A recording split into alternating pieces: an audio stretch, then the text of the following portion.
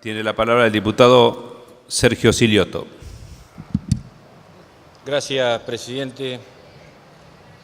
Buenas tardes, señor jefe de gabinete.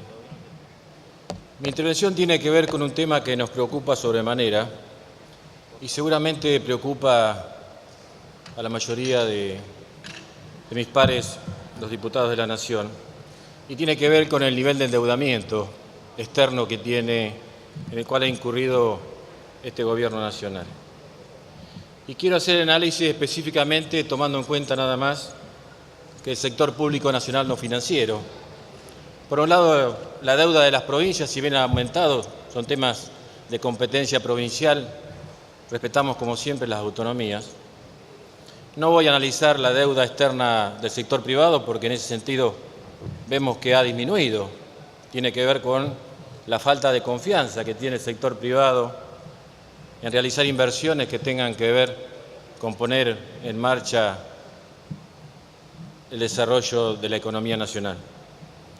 Si uno analiza datos objetivos, ve que hemos tomado deuda por casi 35.000 millones de dólares. Una parte de eso es cierto, tiene que ver con la responsabilidad a partir de la Ley de Normalización de la Deuda Externa, poco más de 16.000 millones de dólares, pero que también vemos que todo el endeudamiento externo ha sido destinado a gastos corrientes. Creo que no hay ningún dólar que se haya destinado a infraestructura económica, a la compra de bienes de capital. Por eso creo que es un tema que nos debe preocupar. Por eso la pregunta posterior tendrá que ver con nuestro rol como integrantes del Congreso Nacional. Pero esta situación del 2016, creo yo, se está agravando en el 2017. Por la ley del presupuesto, el Gobierno Nacional tiene autorización para endeudarse por cerca de 40.000 millones de dólares. Y vemos que en el primer bimestre ya han tomado más de 20.000 millones de dólares. O sea, en 2 meses han tomado el 50% de la deuda que tienen autorizada. Y en esto, una pregunta concreta, señor jefe de gabinete. ¿Cuál es la proyección que tienen? ¿O tienen pensado nuevamente venir al Congreso Nacional a que autoricemos un nuevo paquete de endeudamiento externo? Segundo, tiene que ver con la pregunta que le hice anteriormente. ¿Cuáles son las proyecciones, si es que van a seguir tomando deuda, en cuanto a cuál es el destino? Si van a ser gastos corrientes o si de una buena vez por todas será para inversiones que tengan que ver con la reactivación del sistema productivo. Y en esto quiero poner énfasis en cómo tenemos que medir la cuantía de la deuda externa. Nosotros hoy, como bloque, acompañado por otros diputados, hemos presentado ante la comisión respectiva la urgente tratamiento de un proyecto que viene en revisión del Senado de la Nación, que tiene que ver con que este Congreso retome la atribución constitucional de debatir el endeudamiento cada vez que es necesario autorizarlo.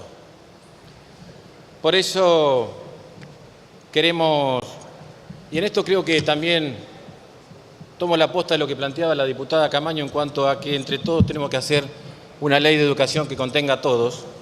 Y creo que también aquí todas las fuerzas políticas tenemos que debatir cuál tiene que ser el rol del Congreso Nacional al momento de autorizar o no el endeudamiento externo, teniendo en cuenta que el proyecto que viene en revisión del Senado de la Nación fue votado por unanimidad.